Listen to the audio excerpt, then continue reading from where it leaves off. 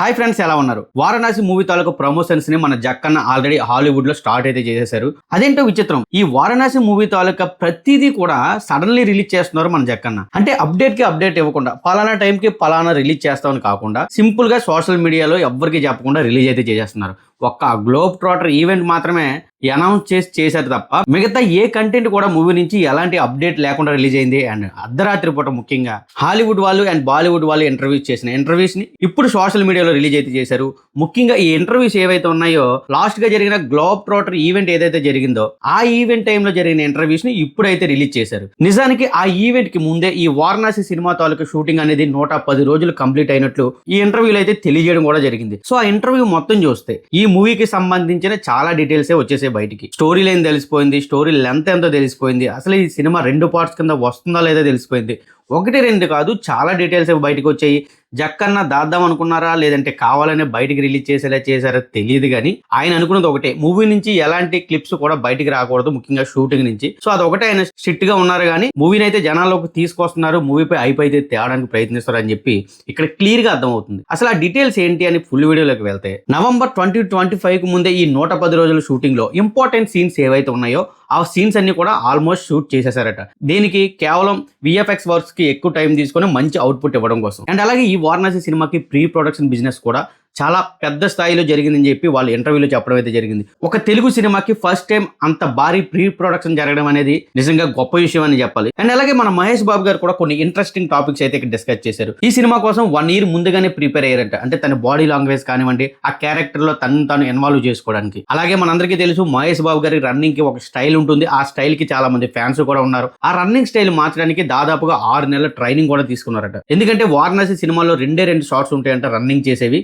ఆ 2 షార్ట్స్ కోసం 6 నెలల ట్రైనింగ్ తీసుకున్నారంటే ఆయన ఎంత ఎఫర్ట్ పెట్టారు ఈ సినిమా మీద అర్థం చేసుకోండి. అది కాకుండా మళ్ళీ రాముడు పాత్రలో కనిపించడం కోసం 3 నెలల ట్రైనింగ్ తీసుకున్నారంట. అంటే ఆ బాడీ లాంగ్వేజ్ ఇప్పుడు ఏదైతే ఉందో ప్రెసెంట్ అలా కాదు, నాకు రాముడు ఎలా నడిచేవాడో అలాగే కావాలని చెప్పి రాజమౌళి గారు 3 నెలల ట్రైనింగ్ ఇచ్చి మరి యూరోపియన్ స్టాచ్యూస్ ని రెఫరెన్స్ గా తీసుకొని మరి తన రూమ్ నిండా కూడా ఆ స్టాచ్యూస్ ని పెట్టించి మరి ట్రైనింగ్ చేసి పర్ఫెక్ట్ లుక్ కి తీసుకురావడమే కాదు, రీసెంట్ గానే ఫ్యామిలీతో మొన్న ట్రిప్ కి వెళ్ళినప్పుడు కూడా సేమ్ అదే విధంగా నడవడం వల్ల చాలా మంది చాలా వింతగా చూసేవారట మహేష్ బాబుని. అంటే ఎంత ఎఫర్ట్ పెట్టారో సినిమా కోసం ఒక్కసారి అర్థం చేసుకోండి. ఇంకొక క్రేజీ విషయం ఏంటంటే ఈ సినిమా 2 parts కింద వస్తుందని ఏదైతే రోమర్ నడిచిందో అఫీషియల్ గా వాళ్ళు అనౌన్స్ చేశారు. ఈ సినిమా ఒకే ఒక పార్ట్ కింద వస్తుంది అండ్ మూవీ రన్ టైం కూడా 3 hours ఉంటుందని చెప్పి. అంటే వాళ్ళు ఏదైతే చెప్పాలనుకుంటున్నారో, వాళ్ళు ఏదైతే చూపించాలనుకుంటున్నారో ప్రతిదీ కూడా ఈ 3 hours లో పెట్టి, అంటే చూసే వాళ్ళకి అబ్బా ఏం సినిమా చూసారని ఫీలింగ్ వచ్చేలా రెడీ చేస్తున్నారని చెప్పి ఈ ఇంటర్వ్యూలో క్లియర్ గా చెప్పేశారు. కాబట్టి ఈ వారణాసి అనేది సింగిల్ ఫిలిం అబ్సల్యూట్ సినిమా అని చెప్పాలి. అండ్ అలాగే మీ అందరికీ తెలుసు ఈ మూవీ అనేది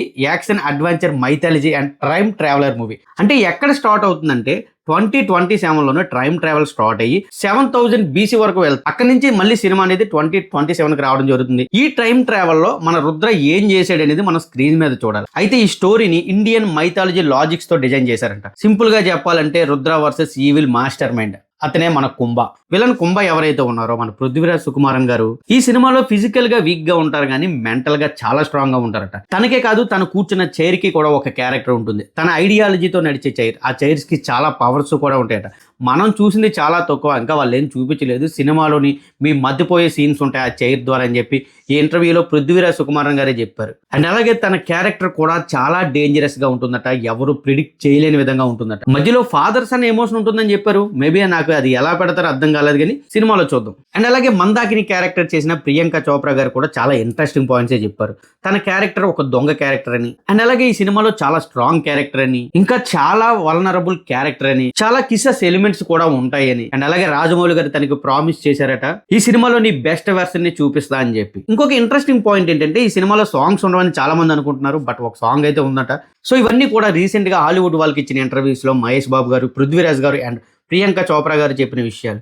రాజమౌళి గారు ఎంత ప్లానింగ్ తో ఉన్నారంటే ఒక్కసారి ఆలోచించండి. ఆ గ్లోబ్ ట్రాటర్ ఈవెంట్ జరిగినప్పటి నుంచి కూడా మనం ఏమనుకున్నాం, ఈ సినిమా తాలూకు షూటింగ్ ఇంకా స్టార్ట్ ఎప్పుడే అయింది కదా, నిజంగానే నెక్స్ట్ ఇయర్ వాళ్ళు చెప్పిన డేట్కి రిలీజ్ చేయగలరనే డౌట్ నాకు ఉంది అండ్ మీకు ఉంది, అందరికీ ఉంది. బట్ పర్ఫెక్ట్ ప్లానింగ్ తో ఈసారి వెళ్తున్నారని చెప్పి చాలా క్లియర్ కట్ గా అర్థమవుతుంది. ఎందుకంటే లాస్ట్ ఇయర్ నవంబర్ 25th జరిగిన గ్లోబ్ ట్రాటర్ ఈవెంట్ కి ముందే 110 రోజులు షూటింగ్ పూర్తి చేశారంటే ఎంత పర్ఫెక్ట్ ప్లానింగ్ తో వెళ్తున్నారో చూడండి. అంటే ఎక్కడ రివీల్ చేయలేదు, కానీ ఇంకా మనం షూటింగ్ స్టార్ట్ అవ్వలేదు అనుకుంటున్నాం, but main portions already shoot చేసేశారు. సో ఖచ్చితంగా మూవీ నెక్స్ట్ ఇయర్ రాజమౌళి గారు చెప్పిన డేట్ కి వస్తుందని ఇప్పుడు నాకైతే ఇంటర్వ్యూ చూసిన తర్వాత నమ్మకం అయితే కలిగింది. మరి మీరేమనుకుంటున్నారు? నాకైతే ఒకటే అనిపిస్తుంది, అబ్బా అసలు ఏం చూపించబోతున్నారు రాజమౌళి గారి సినిమాలో. ఆ టైం ట్రావెల్ ఏంటి, మనం మైథాలజీని రెఫరెన్స్ గా తీసుకోవడం ఏంటి, ఆ క్యారెక్టర్స్ ఏంటి, రాముడి ఎపిసోడ్స్ 25 మినిట్స్ ఉంటాయంట. ఆ ఎపిసోడ్స్ ఎలా డిజైన్ చేశారు, రామాయణం మొత్తం ఉండదు బట్ 25 మినిట్స్లో చూపించే అంతలా ఎలా చూపించారని ఒక ఇంట్రెస్టింగ్ కూడా ఉంది. నేనైతే ఖచ్చితంగా ఒకటే చెప్పగలను, ఆఫ్టర్ వారణాసి రిలీజ్